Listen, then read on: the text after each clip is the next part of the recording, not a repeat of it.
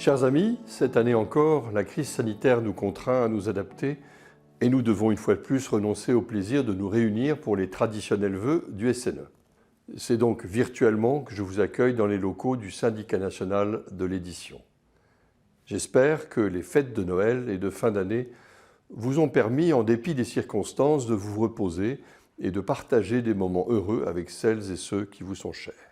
Alors, 2021 restera dans nos mémoires comme une année exceptionnelle pour le livre. Tous secteurs confondus, le marché du livre, hors numérique, hors livre audio, enregistre une hausse de 20% en valeur par rapport à 2020 et de 19% par rapport à 2019, qui était une année plus normale. Et c'est bien l'ensemble du marché qui a profité de la croissance. La bande dessinée, mais aussi la littérature générale, la jeunesse, la vie pratique, les livres d'art et les beaux livres. Au-delà des chiffres, 2021 est aussi une année exceptionnelle par la place essentielle qu'ont occupé le livre et la lecture dans notre société. Le 26 février 2021, si vous vous en souvenez, après un an de combat aux côtés des libraires et des auteurs, les librairies ont intégré la liste des commerces essentiels. Une ligne dans un décret venait alors couronner notre engagement collectif. Grâce à cette décision, les libraires et tous les rayons livres de nos commerces ont pu rester ouverts pendant les périodes de strict confinement. Mais au-delà, c'est bien le livre qui était reconnu dans son statut de bien essentiel. Le déploiement du Pass Culture a également joué un rôle important dans cette année exceptionnelle, en démontrant qu'il était une formidable opportunité pour permettre à tous nos jeunes d'avoir un accès privilégié à la culture et à la lecture. Et d'ailleurs, plus de 80% de ces jeunes de cette classe d'âge ne s'y sont pas trompés et ont plébiscité le livre. Et puis, la fin de cette année a été marquée par l'adoption à l'unanimité, le 16 décembre dernier, de 2 propositions de loi structurantes pour le livre. Élaborées par les sénatrices Laure Darcos et Sylvie Robert, que nous remercions pour leur détermination, ces 2 PPL réaffirment la place essentielle du livre et de la lecture dans notre société et reconnaissent le rôle et l'importance de chacun des acteurs de la filière. Elles réaffirment aussi le principe du prix unique du livre dont nous venons de célébrer le 40e anniversaire. Enfin, bien sûr, 2021 a vu la lecture déclarée grande cause nationale par le président de la République. Une formidable initiative que nous appelions de nos vœux avec le Centre national du livre depuis plusieurs années. Alors pour toutes ces raisons, je pense que nous garderons de 2021 le souvenir d'une année riche en avancées et en motifs de réjouissance. Comme chaque année, nous avons multiplié les initiatives en France et à l'international pour être vues et entendues. Alors merci à toutes et à tous, aux équipes de permanents du syndicat, à vous, dirigeants et salariés des maisons d'édition qui, à titre bénévole, assumez au bureau, dans les groupes et commissions du SNE, des responsabilités collectives. Merci pour votre engagement sans faille. Je sais que nous sommes tous portés par cette conviction qui nous unit. La mobilisation collective fait la différence. Le livre est une filière riche de sa diversité, structurée et solidaire, attachée aux relations équilibrées entre l'ensemble de ses acteurs. Auteurs, éditeurs, diffuseurs, distributeurs, libraires et détaillants, traducteurs enfin, la bonne santé de notre secteur et l'avenir de notre filière dépendent de la qualité du dialogue entre tous ces acteurs et la qualité de nos relations. Je l'ai dit, le livre se porte très bien. L'équilibre global de notre filière est assuré par ces acteurs et par l'État qui joue un rôle de régulateur. En fêtant l'an dernier le 40e anniversaire de la loi sur le prix unique du livre, nous avons pu nous rappeler combien c'était un système original, incroyablement moderne et efficace. Ce prix unique qui a été conforté récemment par une régulation des frais de port met fin à toute tentation de distorsion de concurrence.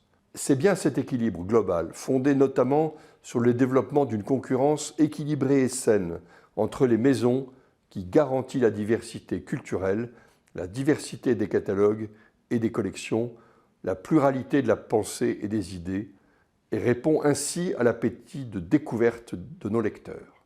Le syndicat a souhaité, le 4 janvier dernier, rappeler dans un communiqué que cet équilibre pourrait être menacé par le rapprochement annoncé de deux grands groupes français de l'édition. Ce rapprochement, s'il aboutissait, conduirait indéniablement à un mouvement de concentration sans précédent dans notre secteur.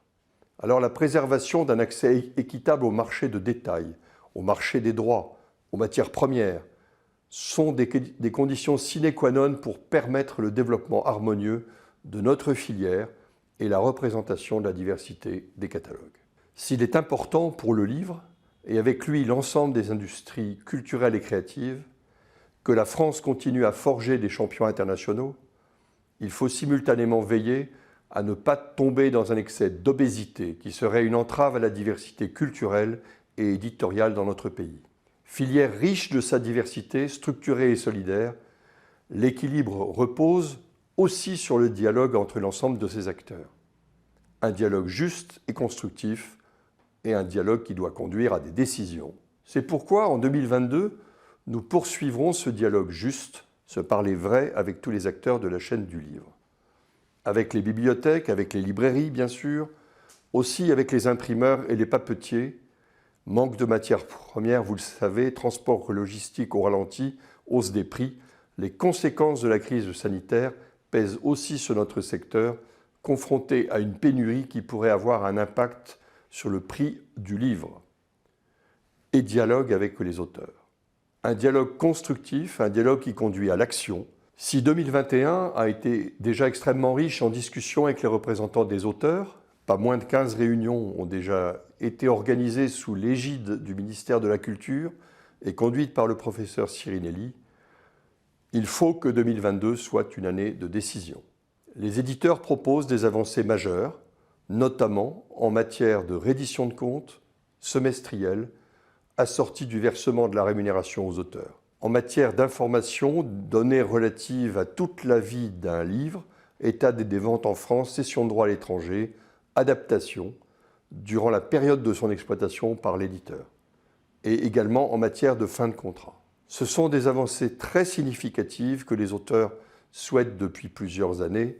Leur mise en œuvre ne sera pas simple, mais nous nous engageons et nous donnerons les moyens pour y arriver. Pour autant, les éditeurs ne peuvent accepter le principe d'une création administrée. La ministre de la Culture, Roselyne Bachelot, l'a exprimé on ne peut plus clairement à l'occasion du débat sur le budget de la culture à l'Assemblée nationale. Un auteur, un artiste, un dessinateur ne peuvent être soumis, je la cite, à se faire passer des commandes par des maisons d'édition.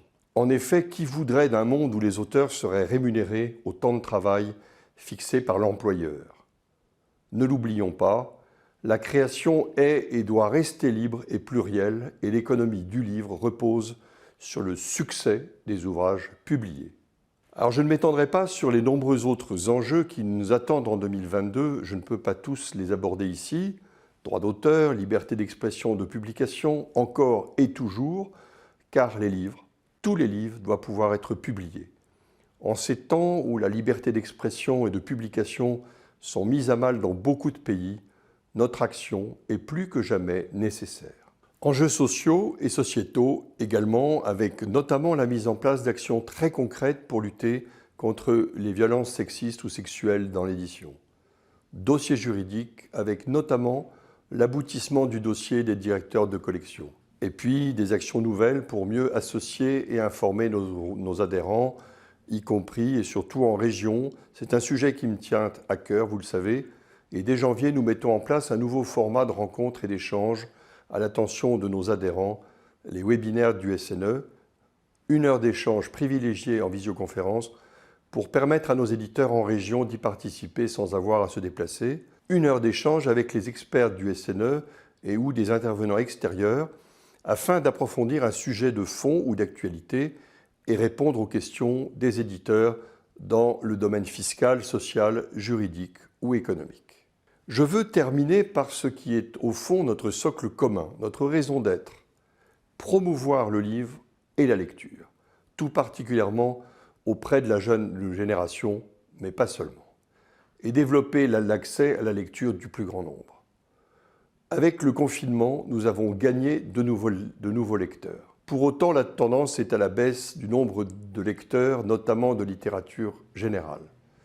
Il faut enrayer ce mouvement et revitaliser la relation qu'entretiennent nos lecteurs avec le livre. C'est à cette belle ambition que le SNE a voulu répondre en repensant en profondeur le Salon du Livre de Paris et en enclenchant une large concertation entre éditeurs de livres autour de l'avenir de cet événement.